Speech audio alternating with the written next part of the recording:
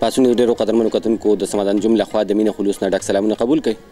ګران مینوالو، نن په تړون شادي حال بټخیله کې موجود یم او دلته کې چې کوم پروګرام لمونږ راغلی او دا د الخدمت فاونډیشن والا پروګرام دی چې دلته کې بنن د یو دیرش ودونه به کېږي، یو دیرش جوړې بنن یو ځای کېږي. د هغې دپاره الخدمت فاونډیشن چې کومې هلې ځلې کړي یا تاسو ته موږ ښایو. راځئ زموږ سره هغوی چې کوم د یو کس دپاره کوم سامانونه اخیستي دي په هغې کې دا واشنګ مشین دی او دې خوا ورسره دا صوفه ده ایون او دغه ورسره پنکې دي، المارۍ ده، کټ دی او بلستنې دي، بکسې دي او زما کیمرامین که تاسو ته وښیو نو بالټي دي او د کور ټوټل سامان چې کوم دی هغه د الخدمت فاونډیشن والا دغه غریبانو کومې جوړې دي. په دې کې د ملکنډ، ډیر، باجوړ، شانګلې د ټول ملکنډ ډیویژن هغه غریبه طبقه راغونډه کړې ده د چا چې د ودونو وس نه کېدو. هغوی نن ودونه دي. نور پروګرام تاسو ته مخکې ښایو. راځئ زموږ سره.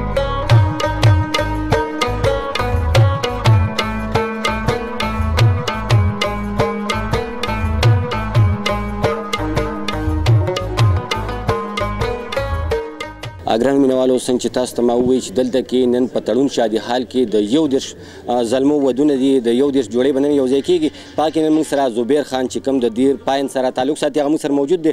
لومبی خو تاسو ته په ننني واده باندې مبارکباد درکوم.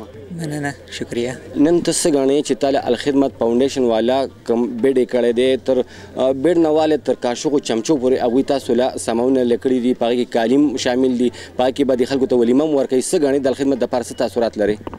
خدمت دپاره که زه ډېر څه ووایم خو کم دي. الخدمت دپاره که زه دا ګورم په آل پاکستان کې، افغان پاکستان کې، که هغه هوش والے دي، یتیمان ماشومان دي، که یتیمانې ماشومان دي د هغې ودونه دي، که هغه کونډې دي، یتیمانې دي، نو الخدمت والا هر ځای ته ځان رسولی دی. ما خو داسې څه ځای ونه لیدو چې هلته الخدمت والا کار نه یې کړی. اپریشن یې په هغې کې مریضانو ته ځان ورسو. الخدمت والا څومره هلې ځلې وکړي نو دا سلام ورته کوم. دا هغه غریبانانې یتیمانانې جنکۍ دي چې د هغې د ودونو هېڅ انتظام نه و.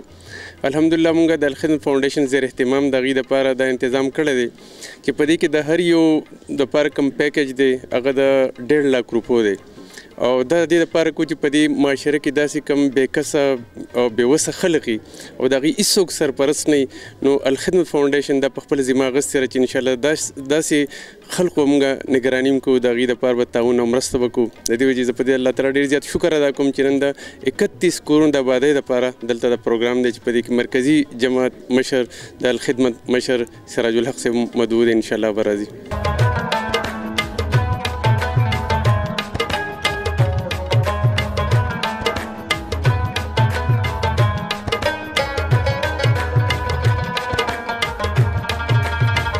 ګران کتونکو، په دننه حال کې چې کوم پروګرام او کوم سامانونه چې راغلي دي د یو جوړې دپاره د 1.5 لک روپو چې کوم فرنیچر سامان دی، کوم د کور سامان دی، هغه تاسو وکتو. د هغې نه پس تاسو زما په دې شا باندې تاسو وګورئ دلته کې تقریبا په سوونو خلکو لپاره د روټۍ انتظام هم شوی دی. دا انتظام هم د الخدمت فاونډیشن والا کړی دی. په دې کې د وادونه چې چا دي هغوی به صاحب راځي دلته کې بازیري کوي، خپله نکاح به تړي او د هغې نه پس په د دوی ډولۍ چې کومه ده هغه ډولۍ به مو له الخدمت والا دوی کور ته رسوي. د دوی چې کوم مشران دي هغوی سره به خبرې کوو. راځي زموږ سره.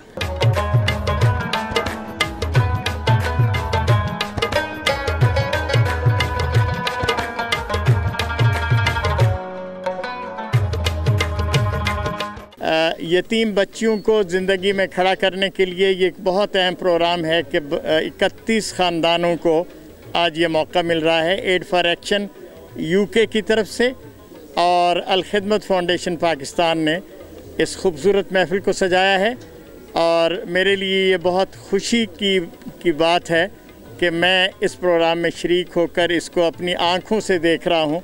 मुझे बिल्कुल ऐसे ही लग रहा है जैसे हम अपने बच्चों की शादियों का एहतमाम करते हैं, बिल्कुल इसी तरह खूबसूरती के साथ इसका इंतज़ाम किया गया है.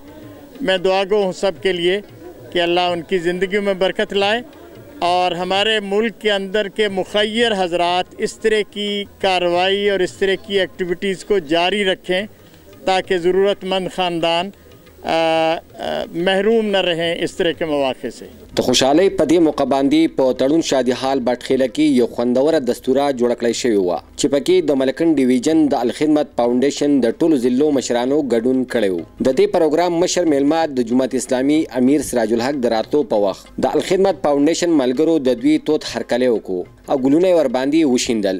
امیر جماعت اسلامي د ودونو د سامان د لیدو وروستو د واده زلمو ته پګړۍ ورپسر کړې او د یوې جوړې نکاح یې هم پکې وتړله. د نکاح د دوا وروستو دوی جوړې شوې غونډې ته په خپله وینا کې وویل او زموږ د ټولو لپاره ډېر د عزت او د خوشحالۍ خبره ده چې نن د هغه یتیمانو بچو په مخونو باندې خندا ده، مسکراهټ دی، د هغه په تندو باندې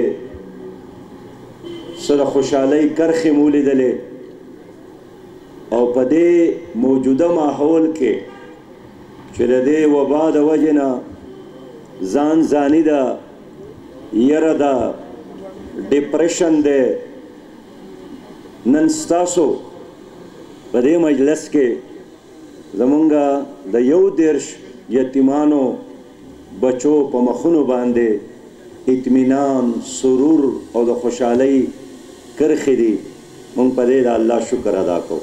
امیر جماعت اسلامي سراج الحق دستوري ته د وینا وروستو د واده زلمو سره تصویران ویستل او د الخدمت فاونډیشن ملګرو میلمنو ته د روټۍ ورکولو ذمواري سرته رسوله. د ولیمې وروستو د ودونو واله سره راغلي خپلو خپلوانو د واده سامانونه ګاډو ته خیجول. په دې موقع باندې د الخدمت فاونډیشن خیبر پښتونخوا نائب صدر پاسون میو سره د خبرو اترو په وخت وویل څنګه چې تاسو ته مخکې پته ولګېده چې زموږ سره ایکشن ایډ کوم همیره بیبي زموږ د برطانیې یوه ډېره ښه د دې پاکستانۍ ده، هغې موږ سره ډېر زیاته مرسته کړې ده. دغه شان مقامي خلکو په دې کې زموږ سره مرسته کړې ده، مختلف ډونرانو.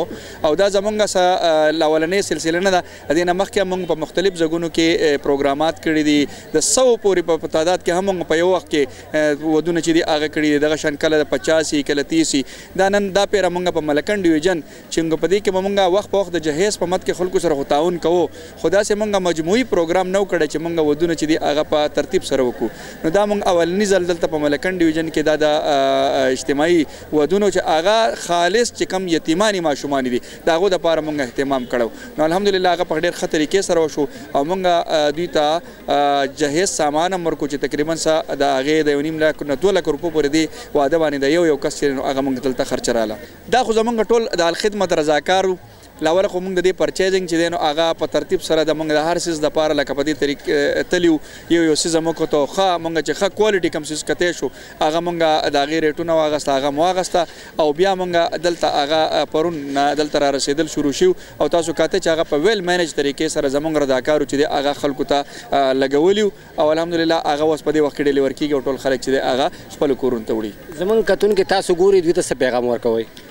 زه خپل ټولو کتونکو ته هم دا پیغام ورکوم چې زموږ په معاشره کې کلي په کلي کوڅه په کوڅه باندې همداسې خلک موجود دي بې اسره چې یو طرف ته یا هغه یتیمان دي، غریبان دي یا بیماران دي، نور خلک دي چې هغه د خپل د ودونو هم وسدس نه لري، د خپل علاج هم وسدس نه لري، خپل نور ضروریات لري. نو موږ تاسو ته دا اپیل کوو چې تاسو په خپله باندې هم راپاسئ او بیا خصوصا الخدمت فاونډیشن چې دی هغه ستاسو دپاره داسې یو وسیله او ذریعه جوړېدی شي چې تاسو څه کار کول غواړئ الحمدلله الخدمت فاونډیشن به ستاسو ته سره په دغه کې تعاون هم کوي، منډه تړله به هم کوي او خلک د خلکو ډونیشن چې دی په بهترین طریقې سره هغه د معاشرې هغه خلک چې هغه لاچاره دي، غریبه دي او هغه بېکسه دي هغې ته په ښه طریقې سره رسولی شي. نو د الخدمت فاونډیشن سره خصوصا هغه اهل ثروت افراد ته زه اپیل کوم چې هغه د خپل مال او دولت نه یو حصه هغه الخدمت فاونډیشن ته ورکړي چې دلته غریبان خلک چې دي هغه سپورټ کړی شي. ګرانو کتونکو تاسو د KPK د نائب صدر خبرې ترې واورېدلې. الخدمت فاونډیشن یوازې د خلکو ودونه نه بلکې دوی د زلزله زدګان چې شو که سیلابونه شو هر قسم په هر کلم چې په کوم باندې څه سخت راځي نو دوی ورته لاس پناه ولاړي. نو موږ ټول له پکار دی چې موږ د دوی ملاتړ شو او دوی سره د دوی په دې منډو تړلو کې موږ شریک شو. امید لرم چې نن پروګرام به ستاسو خوښ شوی وي. د راتلونکي بل پروګرام پورې د کیمرامین نادیه خان سره سمد انجم له اجازه راکوي. بل وی الله مسپارم د الله پامان.